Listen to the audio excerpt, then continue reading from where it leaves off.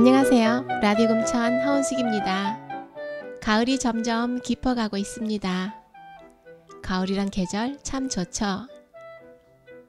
얼마 전 저는 정년 퇴직을 앞둔 남편과 경기도 이천에서 복숭아 농장을 하고 있는 고향 친구 부부와 함께 브루나이 여행을 다녀왔습니다. 동양의 베니스라 불리울 만큼 전 세계에서 가장 큰 수상 가옥이 있는 나라, 황금으로 치장을 한 나라, 원유가 퐁퐁 솟구치는 나라. 그런데 대부분 사람들은 브루나이라고 하니 어디에 있는 나라야? 또는 거기 휴양지 아냐? 이렇게 반응을 보였습니다. 저도 여행을 가기 전엔 이처럼 똑같은 생각을 했을 것입니다. 브루나이는 한 번도 가보지 않은 사람은 있어도 한 번만 가본 사람은 없다. 즉, 이 말은 모르면 못 가는 것이고 한 번 알게 되면 자꾸자꾸 가게 된다는 말인데요. 도대체 브루나이는 어떤 나라인가? 이번엔 비행기 타고 저와 함께 떠나볼까요?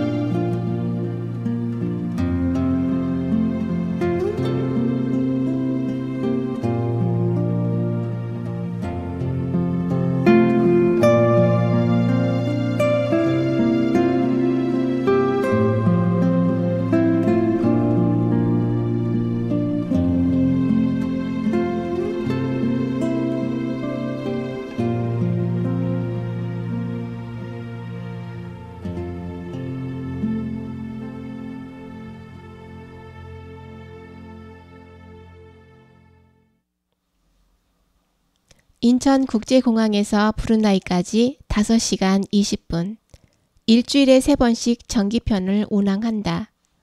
브루나이는 평화가 깃든 살기 좋은 나라라는 뜻을 가지고 있으며 석유와 천연가스가 풍부해 세계에서 가장 부유한 국가 중 한 나라로 꼽힌다. 그래서인지 비행기도 로얄 브루나이 항공이다. 최상의 서비스를 받으며 도착한 브루나이. 출국 전엔 입국 서류, 세관 신고, 건강 신고 등 준비하느라 분주했지만 막상 공항에 도착하니 그렇게 까다롭지는 않았다. 야시장과 일부 식당에서 카드나 미 달러 사용에 제한이 있으니 미리 공항에서 브루나이 달러로 교환해 가면 편하다. 여행사를 통해 갔으나 달랑 우리만 4명. 이렇게 편할 수가 없다. 공항에서 우리를 마주해 준 사람은 로컬 가이드 카이, 그리고 오색 빛깔 무지개가 둥그렇게 두 팔 벌려 우리를 환호해 준다. 도착하자마자 무지개를 봤으니 뭔가 기분 좋은 일이 일어날 것만 같았다. 첫 인상부터 마음에 들었던 카이는 여행 내내 우리를 즐겁게 해준 장본인이다. 차를 타고 이동하는 내내 서투른 한국말과 영어를 섞어가며 최선을 다해 설명을 한다. 브루나이는 보르네오 섬 북단에 자리 잡고 있으며 우리나라 경기도의 절반 정도 면적에 인구는 약 45만 명이다. 국교는 이슬람교, 군주의 칭호는 술탄이다. 수도는 반다르스 리브가완. 영국, 일본, 태국 등은 왕이 존재하지만 상징적일 뿐 통치는 하지 않는다. 브루나이 정부는 술탄제를 유지하고 있으며 세습 군주제로 나라를 통치한다. 21세기인 지금도 술탄 통치가 가능한 비결은 바로 막대한 석유와 천연가스로 엄청난 오일 머니를 이용해 세금 없는 나라를 실현했으며 한 달에 한 번씩 전 국민에게 일정 금액이 지급된다. 하지만 이 복지는 60세 이상인 사람들을 위한 것이고 일반인들도 정부의 요구를 하면 자체 심사를 통해 지급을 한다. 전체 노동 인구의 25%가 공무원이며 교육, 주택, 의료 혜택 등이 무상으로 이루어지는 세계 최대 복지 국가이다. 그래서인지 어느 곳에서나 마주치는 브루나이인은 여유가 있고 표정이 밝다. 여성들은 히잡을 쓰고 남성들은 긴 바지와 긴팔 옷을 착용한다. 여행하면서 한 가지 느낀 것은 지상의 낙원인 브루나이에서 겉으로 드러나는 밝은 모습과는 달리 통제된 이슬람 왕정 국가에서의 삶이 과연 행복할까 하는 의문이 생긴다.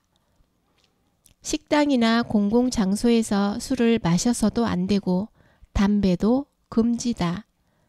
하지만 모든 게 금지한다고 될까? 길모퉁이 등에서 담배 피우는 모습을 심심치 않게 볼 수 있었다. 엄격한 이슬람법에 가려진 대다수 국민들은 그런대로 만족하며 살고 있는 듯 하지만 형제 국가나 마찬가지인 싱가포르나 이웃 말레이시아, 인도네시아로 가서 즐기고 필요한 생필품은 물론 술과 담배를 구입한다.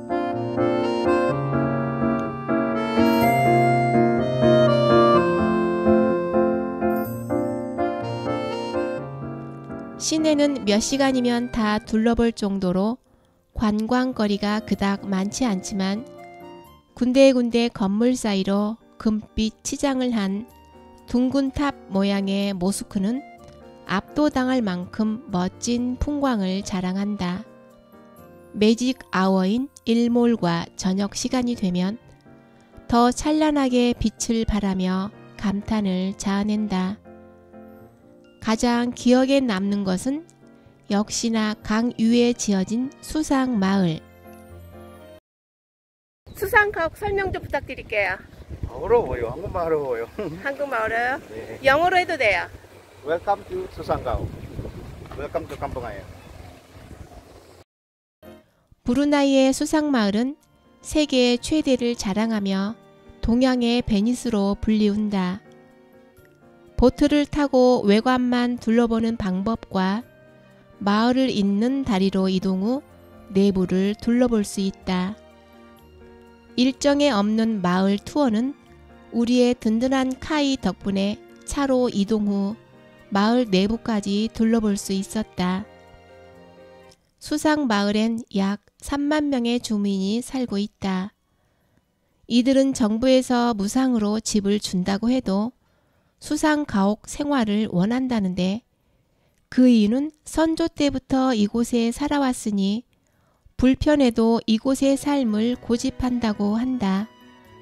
이러한 사람들 때문인지 오래된 가옥 옆으로 신축 수상 가옥이 눈에 많이 띄었다. 신도시처럼 세련되고 깔끔해 보인다. 이곳엔 상하수도 뿐만 아니라 식당, 상점, 학교, 병원, 소방서, 사원, 모스크까지 모두 갖추어진 완벽한 마을을 이루고 있다. 자가용처럼 제트보트를 보유하고 있는 가정도 있고 버스나 택시처럼 운영하는 대중교통인 보트를 타고 다닌다. 브루나이 전통 가옥인 수상 가옥은 그저 과거에 사람들이 살았던 곳이 아니라 전통 문화를 계승해 현대적인 주거의 가치가 있는 공간으로 변모해 전통을 이어가는 공간이다. 우리나라 전통 한옥마을 같은 그런 곳이다.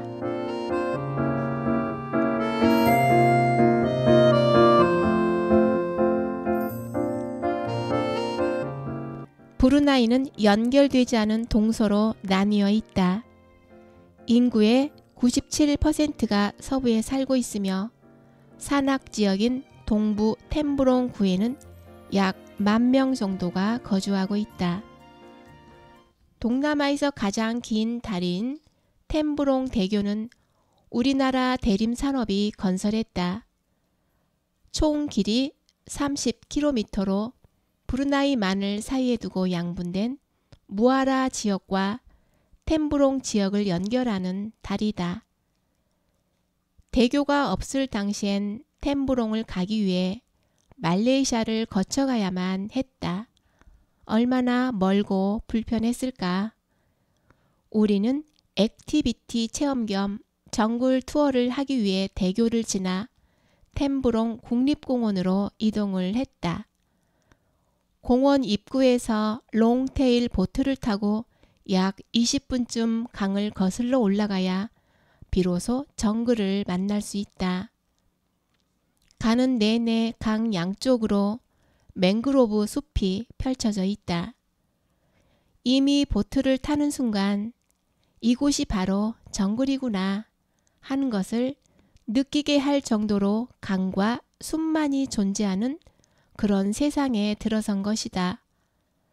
나무 계단을 오르고 출렁 다리를 건너고 야생 체험이 따로 없다. 그렇게 30여 분 오르고 나면 제일 꼭대기가 이곳 하이라이트인 철탑, 즉 캐노피가 우뚝 서 있다. 보기만 해도 아찔하다. 저 꼭대기에 오르면 템브롱 국립공원 전체를 조망할 수 있다.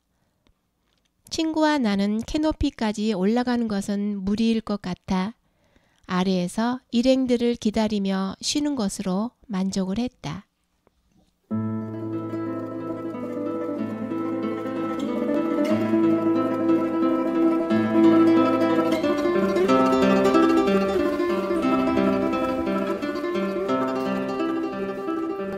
동남아시아가 다 거기서 거기지 하고 별 기대도 않고 떠난 브루나이. 그런데 뭔가 확실히 달랐습니다.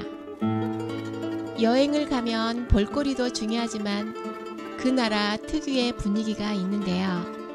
일단 조용하고 깨끗했습니다. 음식들도 정갈하게 맛있었고요. 국가가 제공하는 최고의 복지를 누리고 살아서인지 다들 친절하고 여유가 있었습니다. 우리는 늘 무엇인가 쫓기듯 분주하게 살아가고 있는데요. 그들의 여유가 참 부러웠습니다. 끝으로 이번 여행에 함께 해준 우리 남편과 친구 성이 함께 해줘서 고맙고 행복했어. 그리고요. 4박 5일간 내내 우리와 함께 했던 로컬 가이드 카이 안녕. 이 영상 보고 있겠죠? 만나서 반가웠어요. 이 영상 보면 잘 보았다고 꼭 연락 줘요. 지금까지 라디오 금천 허은숙의 골목 이야기 진행의 허은숙이었습니다. 다음에 또 만나요. 안녕.